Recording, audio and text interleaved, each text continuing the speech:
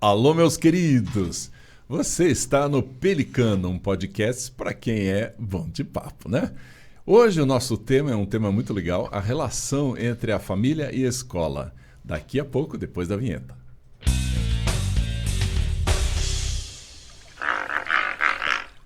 É isso aí, gente! Então, nós vamos conversar hoje com o Júnior. O Júnior é um amigão meu, ele é diretor de escola e a gente vai conversar exatamente sobre essas questões aí de família interferindo, enchendo o saco, ou família contribuindo. O papo é esse, a gente vai ver de que forma a gente pode fazer isso do melhor jeito, né? Da melhor maneira.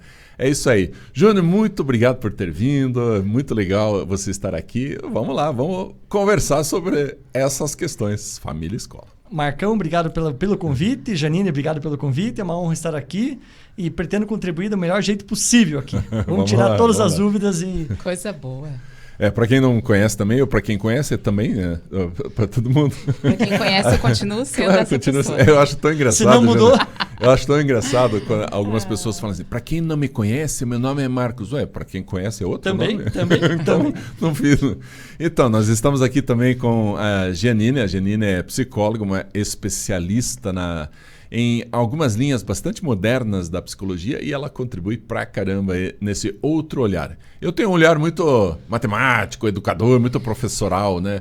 O Júnior é da gestão, né? Você dirige uma escola, é isso? Perfeito, Marcos. Eu dirijo uma escola há mais de 10 anos. A escola é familiar, gestão familiar, e nasceu em 83. Então é uma máfia. Né? É uma máfia, é um nepotismo só.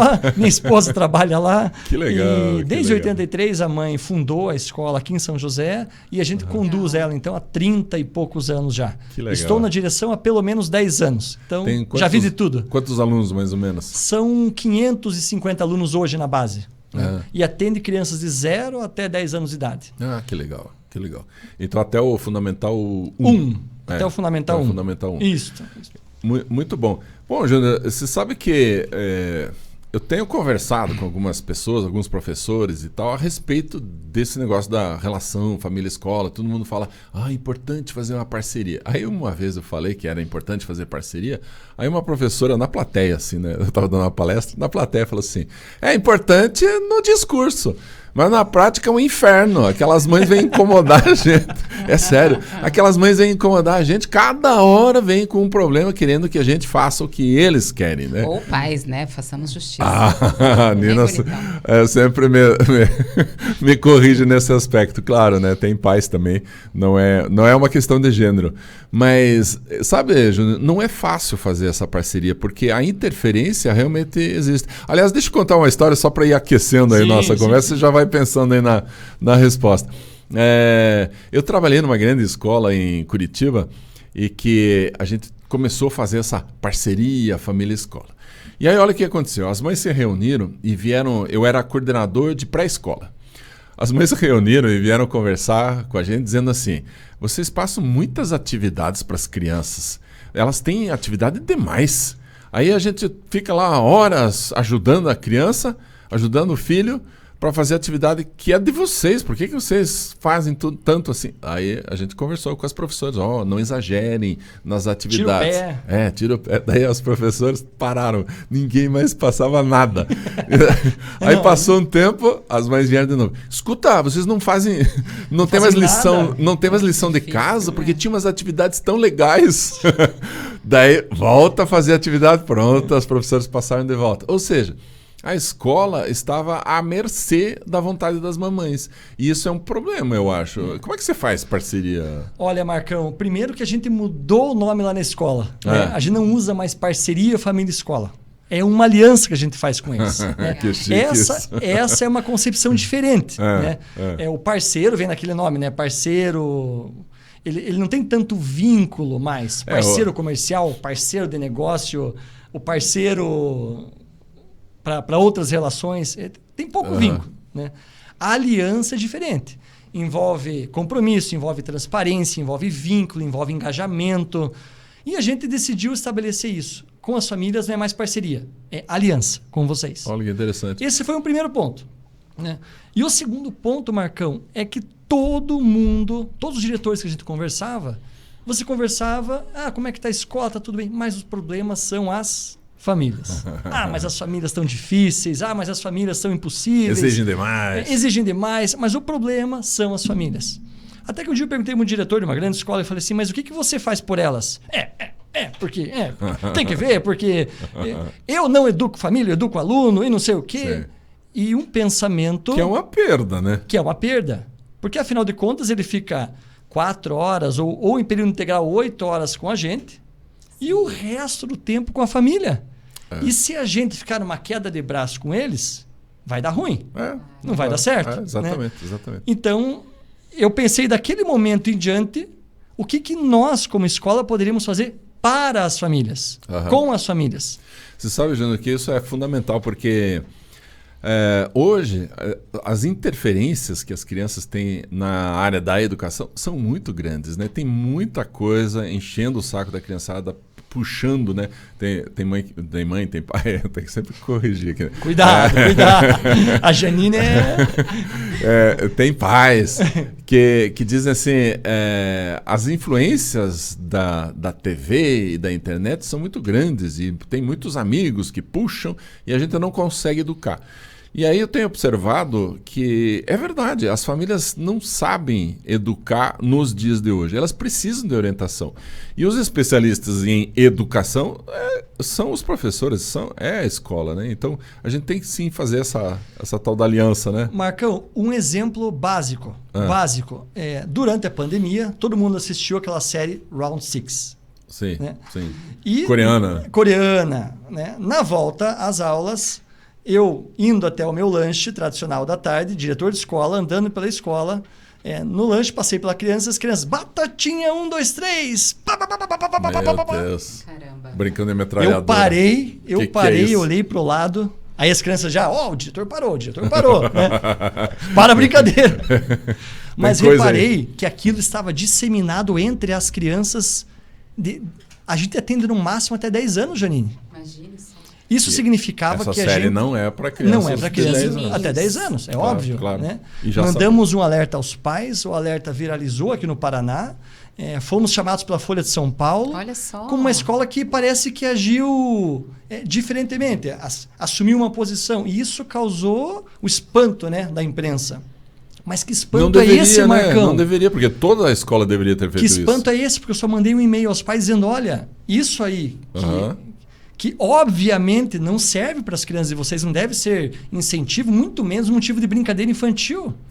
A gente lá de amarelinha na nossa época, a gente pega, de mãe cola, esconde. Aí vem a criança, batatinha, 1, 2, 3, papapá, mata. Né? Então... mas a visão, né, Júnior? Desculpa até te interromper, mas pensando assim, por que foi um espanto, né? A visão é que a educação da escola é educação conteudista. Isso, né? Infelizmente, E o Janine, que diz respeito a todos os valores de vida e tal é da família, cabe à família, né? Então, o que acontece? Um lava a mão aqui, outro lava a mão lá, e as crianças é que pagam o preço. Por quê? Na pandemia, principalmente, o que aconteceu? Os pais estavam em casa, ou um deles, ou às vezes os avós, coitados, né? Que, assim, acarretaram aí, né, uma enorme carga de trabalho. Trabalhando, né? Sim. Os avós cozinhando, suponho, lavando, passando, correndo atrás dos bacuri, e as mães, os pais trabalhando, né? Em casa. Ou seja, não tinham nem tempo para observar, ou alguns... Obviamente, a gente sabe que existe negligência, a gente não precisa ser também, né? Hipócrita aqui. Mas, de qualquer forma, quem ficou solto, não só na pandemia, e fica solto sempre nessa batata quente que é passada entre escola e família, são as crianças. A gente vê isso demais, né, Marcos? Demais. Não, a escola não é para educar, não é para criar filho, não é para ensinar valores, não é para corrigir, né? E ao mesmo tempo as famílias precisando cada vez mais, o que é uma alta exigência da escola. Sem dúvida a gente também não pode lavar as mãos das famílias, mas a verdade é que alguém vai ter que fazer isso. Mas é claro, gente. Alguém vai ter que fazer. É óbvio. E outra, quando... Não te interrompendo, mas estamos num papo aqui, né? Claro. Quando uma criança está lanchando e pega o lanche dela e joga no outro. Né? Isso não está envolvendo um conteúdo de português, matemática, história, geografia e ciência, está envolvendo a educação dele mesmo, como pessoa, como respeito, cidadão. Habilidades sociais. Então... Só que tem professor que fala que isso é responsabilidade das famílias e diz que não é da escola. Então, aí, Marcão, hipótese 1. Fechar os olhos para aquilo e anotar na agenda, mãe, olha, seu filho hoje tacou uma bolacha no colega. Fale com ele em casa, da meia-noite a 1 da manhã, porque a mãe chega tarde, vai tomar banho, vai para a rede, né? Hipótese 2. Advertir ele agora e pedir para a mãe, ajude a gente em casa a reforçar esse comportamento. Isso não faz sentido. Que mãe é essa que vai para a rede? Né? Eu parei na rede. Que mãe é essa que vai para a rede, Júnior? A mãe que chega em casa... Eu parei na rede, faz não ouvi mais nada. Não, ou mães ou pais. Ou mães ou pais, Janine. Né? Eles vão para a rede. Ah, tá. O Pega pai vai para a rede, muitas vezes. O scrolling. Muito bem dito, Marcão. O scrolling, né? Rodar um vídeo atrás do outro. Fica ali na rede, rodando um vídeo após o outro na rede social. Põe a criança para fazer a tarefa de casa e só volta a falar com ela às 9h30. Né? Então, não dá para a gente passar isso para eles assim. Pois é. Uma mamãe recebeu... Essa foi uma mãe mesmo, tá? Uma mamãe recebeu... boa. Uma mamãe recebeu um recado na agenda da professora. A professora escreveu assim: mamãe, seu filho não fez a lição de casa. Aí a mãe pôs uma resposta: professora, seu aluno não arrumou a cama. Porque, na verdade, lição de casa não fez, a escola que tem que resolver esse problema. É da escola. E não é para jogar em cima da mãe. É claro que os pais precisam ter informações e tal, mas não esse nível de cobrança. Porque senão o que vai acontecer? O contrário tem que ser verdade também. Não arrumou a cama? Ó, professora, vê aí, fala com os alunos para eles arrumarem a cama. Quer dizer, não faz sentido, né? Não é esse o caminho. Então a gente precisa sim fazer uma parceria onde uma aliança, né? Onde fortalece a posição do outro. Sim, acho que isso é interessante, porque não é para estragar, interferir, diminuir a função do outro, mas fortalecer. Aí dá certo, aí funciona, né? Marcão, e a gente parte do pressuposto de que essa relação com família e escola é nova, né? Ou é algo que tem que ser de agora. Mas isso sempre foi regra. Se a escola e a família não estiverem por perto, virou até um jargão, né? Parceria entre família e escola está no muro de qualquer escola hoje. É verdade. Está no post de todas as escolas hoje. Aqui você, a sua família é especial. Mas o que você faz realmente por ela? De verdade, o que você faz pelos pais? Na prática, né? Na prática. E você sabe que eu acho que você deve ter essa experiência lá, com certeza, né? Que eu tô fora de escola há muito tempo. Que eu acho que, apesar de dar trabalho para iniciar esse processo de orientação aos pais que se deve fazer lá, né?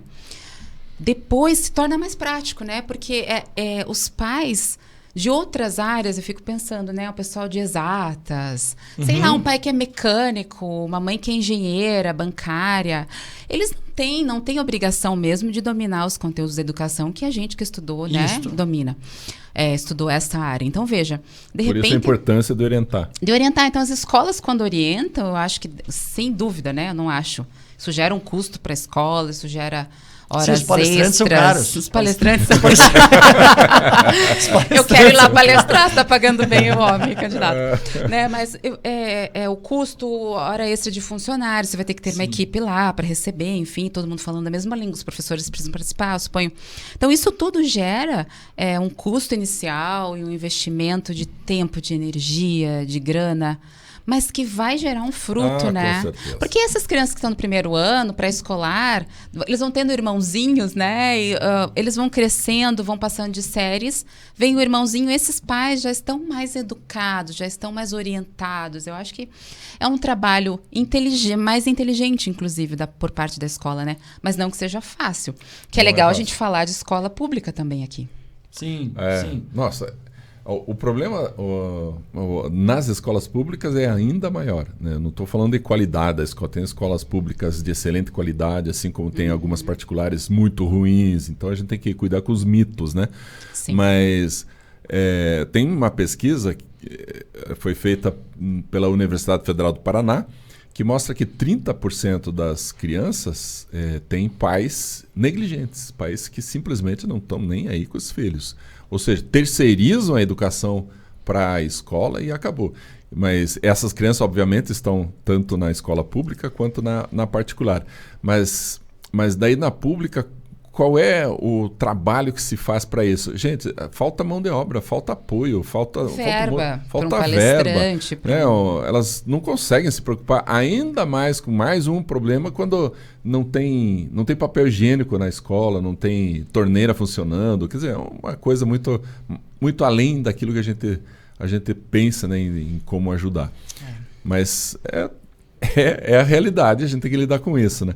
Agora, quando a gente fala em parceria mesmo, né? Eu achei legal, Júnior, você trazer o conceito de aliança. Deixa eu trazer uma reflexão a respeito das duas palavras.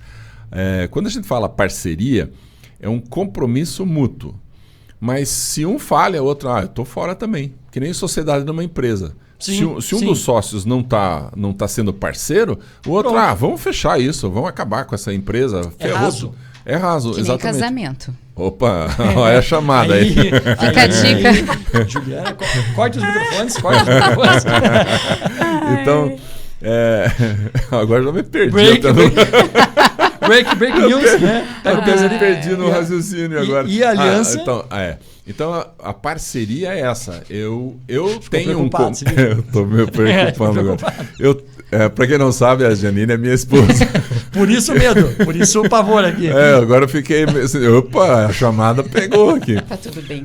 Então a parceria é assim, compromisso mútuo. Se um falhar no compromisso, o outro se desresponsabiliza e está tudo bem. Agora, a aliança é diferente. A aliança é assim, é um compromisso mútuo, mas se um falha, o outro mantém, independentemente do outro.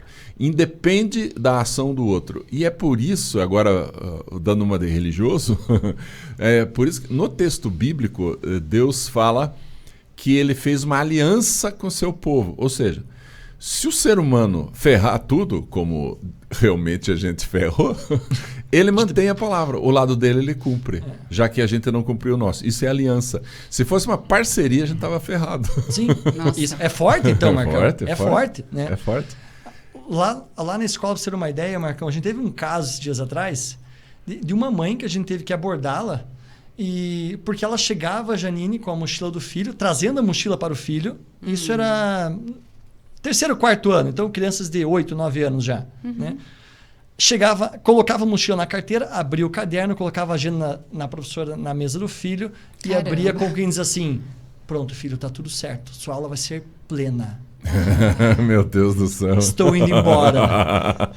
Até depois. E todos os dias isso se repetia. Janine, eu sei que isso é belo e formoso para o filho, mas não é nada educativo. Não é educativo. Não. Ao chegar nessa Acaba com a autonomia. Ao chegar nessa mãe, não foi difícil, porque a gente de tanta escola de paz, tanta brincadeira que a gente faz com o Marcão lá, é tão leve a nossa relação e a nossa aliança, que ela sabe que a gente não está falando para tirar ela da escola, para puni-la, para colocar ela como exemplo em relação aos demais. Inclusive, a gente fala que na escola de paz, os pais perfeitos já avisaram que não vinham, que não viriam. Né? Então, ali nós só estamos entre pais errantes, pais imperfeitos, pais que estão ali buscando o melhor. E, inclusive, a gente fala o seguinte: vocês, quando escolhem uma escola, vocês não querem a melhor escola? Estar na melhor escola significa que você quer o melhor para ele, inclusive o melhor pai, inclusive a melhor mãe. Sim. Então, vamos atrás desse conhecimento, vamos se capacitar, porque vocês são bons engenheiros, bons comerciantes, bons vendedores, bons professores, mas bons pais, ainda há muito que andar. Há muito que andar. Você sabe, isso me fez lembrar a questão da autonomia, né? Nós pais temos a tendência de sermos simbióticos, ou seja, é uma relação emocional de interdependência. Então eu preciso do meu filhinho, né? O meu filhinho precisa de mim. Isso é muito forte. E assim, se isso não for rompido, o que vai acontecer? Vamos ter adolescentes, adultos infantilizados, porque eles não desenvolveram autonomia. Então é fundamental tirar essa mãe da sala dela. Deixa o moleque pôr tudo errado em cima da carteira, faz parte do aprendizado, né? E essa postura, às vezes, para alguns pais é difícil. É difícil de admitir que o meu filho vai sofrer, né? Mas, puxa vida, o sofrimento traz aprendizados impressionantes. Então, o que a neurociência diz a respeito disso? A neurociência mostra que quanto maior é a autonomia de uma criança, criança, mais conexões cerebrais ela vai fazendo. Ou seja... Que é o ponto, né? Que é o ponto. Que ela vai se tornar mais inteligente, mais capaz, mais criativa. E principalmente, quando a gente desenvolve a autonomia, ela é mais capaz de tomar decisões. E o que está acontecendo hoje? Pô, a pessoa já é adolescentão, adulto, vai perguntar para o pai, para a mãe o que deve fazer em determinada situação que é exclusiva dele. Ele já deveria ter decidido. Então essa demora, essa dependência e tal, ela atrasa o desenvolvimento. Então vocês fizeram certo de conversar com essa mãe, é claro que com jeitinho, né? Sim, com carinho, sim. Mostrando que é por amor à criança que a gente está fazendo. Sem então dúvida. Vamos desenvolver a autonomia dessa criançada por amor a elas, né? Por amor Marcão, e entre nós aqui, o mundo inteiro que vai ver esse vídeo, foi muito bom o aprendizado que a gente tirou desse case. E daí passou para os demais pais e falou, olha, sintam-se tranquilos quando forem abordados por um de nós. Agora, Marcão, uma coisa importantíssima, né? Estar com os pais ou estar aberto aos pais é uma questão de cultura da escola. Sim, sim. Não adianta a gente dizer, a gente tem uma aliança com você. Mas aí o teu professor sabota ele em sala, escreve mal na agenda, não quer relação com ele. Ou quando ele marca uma reunião, Janine, o professor já... Lá vem problema. Lá vem problema, né? Mas as nossas reuniões de pais são leves, são tranquilas. Isso então, é muito legal. A gente combina as coisas em prol do filho. Do aluno, e que é o bem comum, né? O sim, bem, né? Sim. Isso me fez pensar, desculpa te cortar. Diga lá. Você respirou tão bonito. Eu respirei, já ia falar, mas... Não deixa, é minha vez. Vamos ver se eu lembro. Não, me fez pensar, você falando de autonomia, que buscando mais o lado emocional da coisa, né? Marcos falou da neurociência e tal, de conexões. Se a gente pensar na estrutura emocional de uma criança, e o legal é o pessoal pensar, pensa em você criança, né? Léo, em ti criança. Né? Que a gente... O Léo é nosso técnico de som, vídeo e tal. É o chefe, na bastidores. Verdade. Na verdade, é ele que manda, a gente só obedece aqui. É o Peninha, né? O Peninha. O rock. O rock. A gente tem, segundo a psicologia, né? E eu estou me baseando em Dr. Jeffrey Young, que é um psicólogo muito contemporâneo nosso, um norte-americano. Ele fala em 5 necessidades emocionais básicas. E 5, imagina, 5. Aliás, um dia a gente pode fazer um podcast só maravilhoso. Só sobre isso. Uma delas é a autonomia. E ele fala que é o seguinte, gente, a gente pode nutrir, né, enquanto pais, enquanto figuras importantes para essa criança, enquanto professores, que sem dúvida, né, a escola tem uma série de figuras importantes no nosso desenvolvimento quando pequenos. A gente pode nutrir essas necessidades como se fossem vitaminas mesmo emocionais, tanto em excesso quanto em falta. Eu posso dar aquém como posso dar em excesso. Né? Então, se eu dou autonomia de menos, se eu super protejo, eu vou gerar insegurança. Batata. Tá? Eu vou gerar um perfil dependente. Só é dependente quem teve alguém codependente aqui. Né? E ali é uma retroalimentação, quando tem uma figura paterna ou materna mais simbiótica, né? Mais dependente aí dessa criança. E a gente pode estar nutrindo a menos, né? Dar autonomia demais antes do tempo que essa criança saiba lidar com essa autonomia também gera sensação de abandono e negligência. Então, olha que interessante, o tempero, e é óbvio, né? É importante a gente grifar aqui com letras garrafais, daí passa uma faixa amarela, viu, Léo, depois nessa parte, que todos vamos errar, enquanto pais, enquanto figura, tios, avós, padrinhos, professores também, educadores. Professores, especialmente os primeiros professores, né, Júnior, que são muito importantes ali na formação do autoconceito da criança, ali pré-escolar, educação infantil e fundamental 1. A gente vai errar o tempo todo. Mas se a essência maior da mensagem que você está passando para a tua criança for eu observo você, eu tô aqui cuidando de você, tu vai, eu sei que você pode cair, mas eu tô aqui. Se você cair, eu tô aqui. Né? Ó, vai lá, abre teu caderno, abre tua agenda, leva tua mochila, a mãe tá aqui. Se precisar, né? O tio Júnior vai chamar a mãe, o professor tá aí. Né? Então, essa medida salutar que vai gerar na criança esse senso, e Vygotsky já falava disso, né? De evoluir um pouco dentro da zona de conforto dela com um pouco de desconforto, porque a aprendizagem requer um pouco de desconforto. Nós estamos pegando uma nova informação, seja abrir a agenda, seja sentar, seja carregar a mochila ou um conteúdo novo. Tô assimilando, tô acomodando, tô reorganizando minhas gavetas aí todas, né, neuronais. Então, me perdi. Segue aí, Marcão. Não, autonomia é isso. Basicamente o que você falou, eu não posso dar autonomia de menos, né, isso. e nem autonomia de mais, que vai gerar essa sensação de abandono. Perfeito. De insegurança. De insegurança. E assim, é muito fácil cair nesses erros, né? É assim, você, papai, você, mamãe, você vai errar. Agora, o importante é a gente levar em conta isso. Eu sei que eu vou errar, eu sei que é possível que eu erre. Eu peço desculpa, se for o caso, que às vezes não é, né? Mas eu peço desculpa, peço perdão e toco o barco. O grande problema é que tem, às vezes dá a sensação de que a marca fundamental de ser mãe ou ser pai, mas principalmente ser mãe, é ser culpada. As mães elas se sentem muito culpadas. Então, dar autonomia parece que eu não estou amando, que eu não estou cuidando, que eu não estou protegendo e tal. Então essa culpa gera nela a hiperatenção, hipersupervisão, e aí não desenvolve autonomia. Tem um termo bastante conhecido aí na educação americana, que são os pais helicópteros. Estão vigiando tudo, cada passo da criança, o que ela faz assim, observando a todo momento. Isso é ruim, isso é muito ruim, porque não desenvolve essa sensação de eu sou livre e se eu tomar uma decisão eu erro e tenho que assumir a consequência, que faz parte da autonomia, né? Então todas essas coisas são fundamentais para que a criançada cresça com saúde, né? Saiu na Folha ano passado, retrasado, os pais limpa-trilhos, aqueles que vão preparando os caminhos para o filho. Né? Preparando, tira uma pedrinha, dá um facão tira pra aqui, ele, né? Não deixa ele desbravar, não deixa ele conhecer, não deixa ele ir na frente e você vai só tutoriando. Isso não acontece mais, Janine. E agora, após a pandemia, os pais estão muito fragilizados. Sim, né? sim. Precisam de formação, eles necessitam. É uma coisa assim, é emergente. Você tem que trabalhar os dois lados hoje. Estão muito fragilizados. Se perderem algumas coisas, tentaram ensinar e erraram de maneiras ensinaram de maneiras erradas. A gente viu de tudo. Né?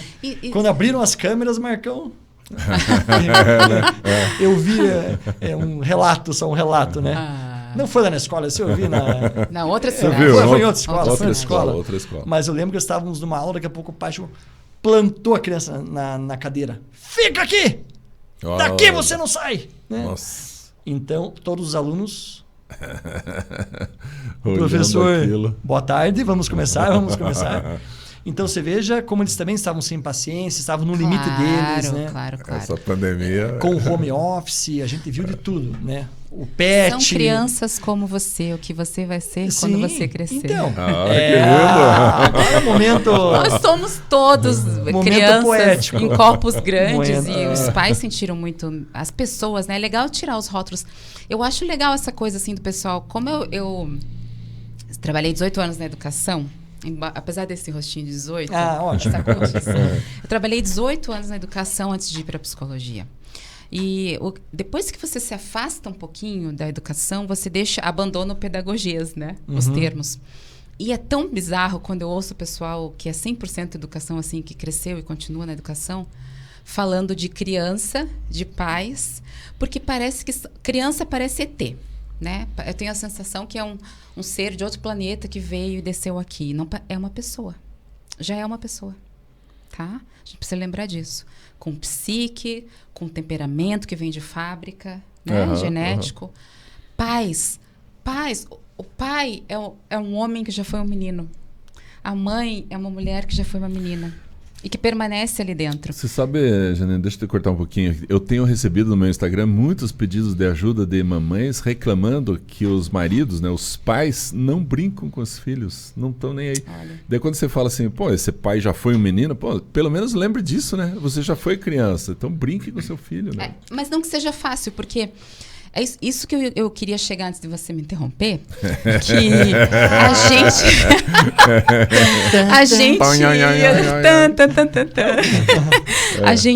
eu ia falar do medo que a gente chegou, né? O fator medo, tristeza que alguns pais viveram, né, gente? Algumas pessoas viveram sendo pais ou não, porque perderam familiares. Sim. Né? O medo enorme de falecer, de adoecer, de que seu filho adoecesse. As questões financeiras, gente. Vamos pôr tudo na mesa? E falar que o ser humano é um só, a psique é uma só, a emoção do ser humano é uma só. Não tem como separar. Então, eu sei que tu tá falando desde sempre, né? Eu vim aqui para te contrapor hoje. Oba. Mas na pandemia piorou. Mas desde sempre, às vezes, é muito difícil um adulto sentar, né? Descer aquele lugar do lúdico, da fantasia, separar-se um pouco, né?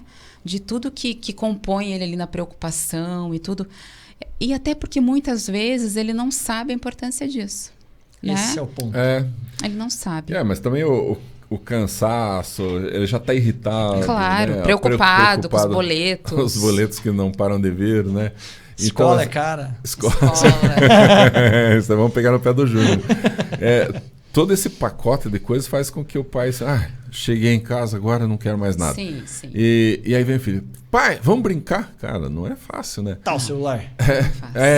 Cara, isso é muito Marcão, muito, agora você viu, né, problemático. assim como eu vi, Janine, na escola de pais, esse é o ponto. Porque determinado momento da escola de pais, se você fosse só para passar uma palestra, a gente passaria o link para eles e a gente se conectaria, cada um na sua casa, e resolvido. Claro. Mas ao contrário disso, primeiro, o assunto é atual, é leve. E o que acontece no final, Janine? A gente propõe a eles uma carta feita pelo filho a ele sobre vários temas e vai diretamente sempre uma veia emocional. Sempre. Chororô que dá. Os pais, depois daquela palestra, depois ele e a esposa, ou ele e o cônjuge, né? Preparam a carta. Depois que a gente deu a aula, né, Marcão? Você viu esse momento? É lindo, né? Abrem a carta e o pai se depara. São vários relatos ali. Mas, por exemplo, esse último era: pai, obrigado por ter pensado em mim, né? Segue aqui um momento que a gente é muito feliz.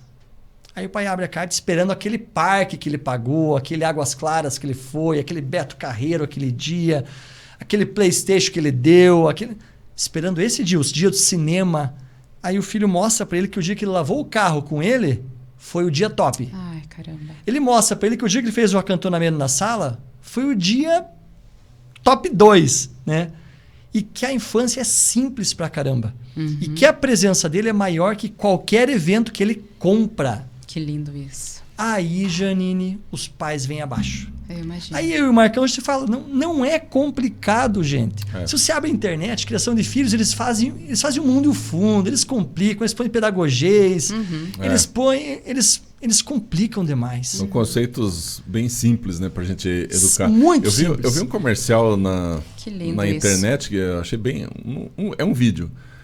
Achei muito interessante. Os pais foram chamados, as crianças vieram junto. Aí ia ter uma atividade para as crianças e os pais então iam ser entrevistados. E daí perguntaram para o pai assim: se você pudesse jantar com qualquer pessoa do mundo, não importa a fama, não importa dinheiro, não importa com quem que você gostaria de jantar? Aí vieram todas se fosse aqui no Brasil, né? Anitta, com Neymar, né? Vieram essas respostas dos adultos. Daí fizeram a mesma pergunta para as crianças, os pais não sabiam. Com quem você gostaria de jantar? Você pode escolher qualquer pessoa no mundo. O meu pai, a minha mãe. Não importa quem, eles preferem, claro, o pai e a mãe. E aí quando mostraram as respostas, sacanagem do pessoal que fez o vídeo, né, mostraram as respostas dos pais e aí do lado das crianças. Cara, os pais desmontam. Porque aí percebem o quanto que eles são importantes na vida das crianças e só que eles não sabem dessa importância, eles não sentem essa importância. E Marcão, pasmem vocês, Janine. Tiveram cartas onde o pai não apareceu. O pai abriu a carta e ele viu que ele não estava ali. Era o tio, era o padrinho, era a avó, o vô. Isso é um tapa na cara. E esse é o momento formativo. Tapa na cara, claro que é indiretamente, mas o filho dizendo: pai, eu tô aqui, eu quero você, eu preciso de você. E aí o pai vai no chão de novo, dizendo, tá na hora de eu mudar, tá na hora de cair isso. Né? Quando a gente pede para as crianças desenharem família, de vez em quando aparece a família assim, a avó e o cachorro. Então. E o pai e a mãe, tá bom, daí desenha. Então. Mas o que é importante... Tem uma música no YouTube, um vídeo muito famoso, quando as crianças falam uau. Quando as crianças dizem uau. Né? Vou atrás. Muito legal, Marcão. Vamos pôr na descrição do vídeo aqui. Quando as crianças falam uau, quando as crianças dizem uau, Léo, né? O Liminha nosso aqui vai colocar no ar aí. Né? Mas mostrando exatamente isso. Quando as crianças falam uau, é porque você ali despertou nela, você está junto com ela, você está brincando com ela, você está doando-se a ela. Dr. Leslie Greenberg é um psicólogo africano, mas vive no Canadá. Ele usa um termo que é até redundante, mas que acho que exprime um pouco isso, que ele fala experiência sentida. Né? Experienciar nunca vai ser menos do que relatar, do que Perfeito. Uma roda gigante imensa lá não sei onde, gostoso mas né, de ir com alguém lá, o papai paga, você vai com a tia. Não. Né? Experienciar uma lavagem de carro, uma lavagem de louça, fazer um biscoito junto com a mamãe, coisas simples que trazem esses elementos que a gente vai falar um dia aqui num podcast sobre a nutrição básica emocional, que é essa vivência. Que é esse perguntar, que é esse ouvir, que é esse observar, que é rir, que é como que cada um lida com o erro quando o biscoito cai no chão. Né? Então, essa experienciação é o que vai significando a criança. Antes de haver o verbo, há a experiência para a criança. Sentida. O sentimento tem que estar junto, né? Não é só o cognitivo. Passou pela experiência. Eu tenho diria mais, ela precede. Eu tenho uma facilidade muito grande de ir pro cognitivo, racional e não tudo. Diga. Matemático, né, Janine? Matemático. Raiz de 2, esse sentimento é igual raiz de 1,41. Eu sou a mosca na sopa dele. Derivada não sei do quê. E aí, para falar de sentimento, tristeza, não é fácil.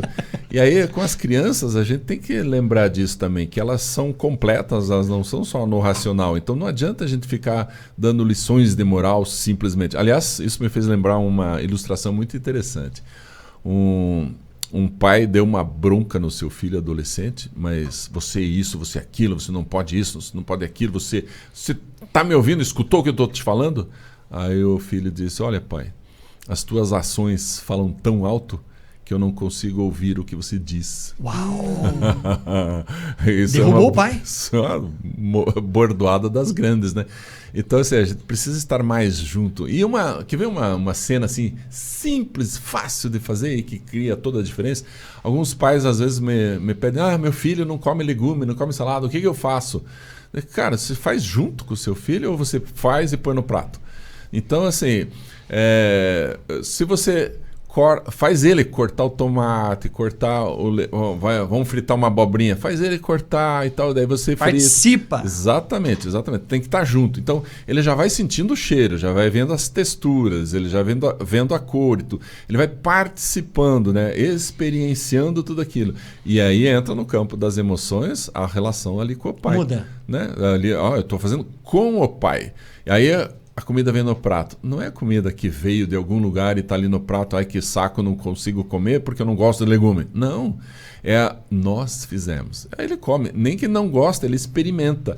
Então, são esses pequenos passos, né, que a gente precisa dar estando junto ao filho. Né? Nós precisamos sempre lembrar disso. É uma experiência emocional, conjunta, que faz toda a diferença nas emoções. Marcão, e o contrário é verdadeiro. Chorar perto do filho. Sim. Qual é o problema? Você chorar e o filho entender que você está chorando por uma razão específica, daí ele também se abaixa e vai em direção à mãe, o pai está triste. Aconteceu isso, aconteceu aquilo, ele passa a entender. Então, isso é um aprendizado.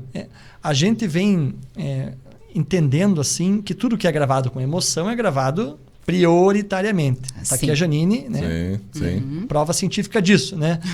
Então, temos feito isso com os alunos muito, até porque o que a sociedade vem nos pedindo desse aluno que sai é um aluno emocionalmente preparado.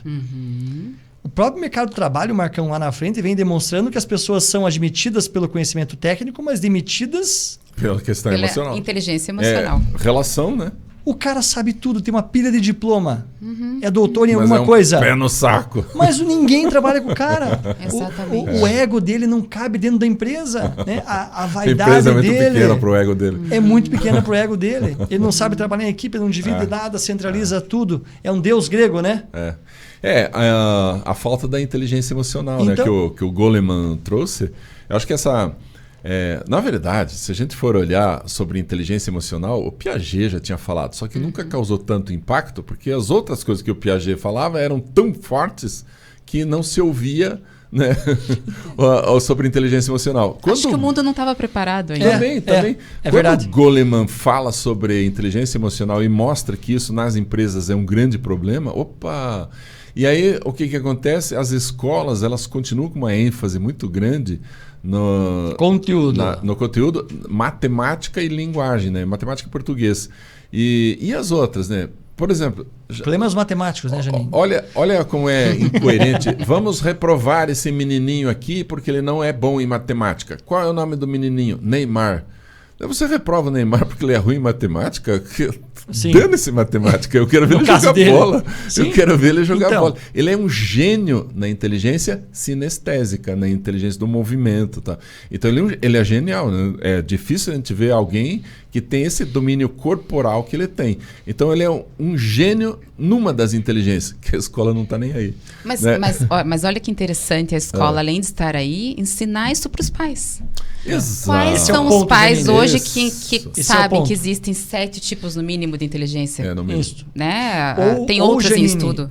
Quais são os pais que sabem que competência do século XXI é autocuidado, por exemplo? Sim. É autoconhecimento. Sim. É capacidade de resolver problema complexo. Capacidade de ser um aluno global. Um aluno que pensa no problema da saúde energética do mundo.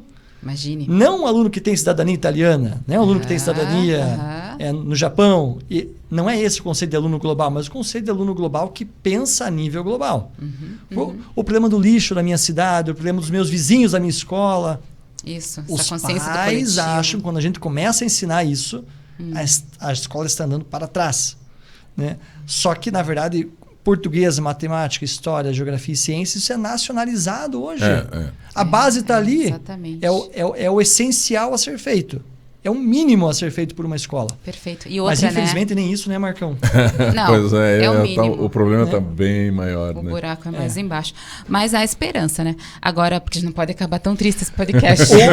Claro. O último dado, Janine, só para a gente se atualizar, do PISA, de 79 nações, estamos em 74 em matemática. Né? Ou seja, um dos piores. Um dos piores. 60 em português, 66 em ciências. Quer dizer, muito mal, muito mal. Sem China dúvida. lá na ponta. Né?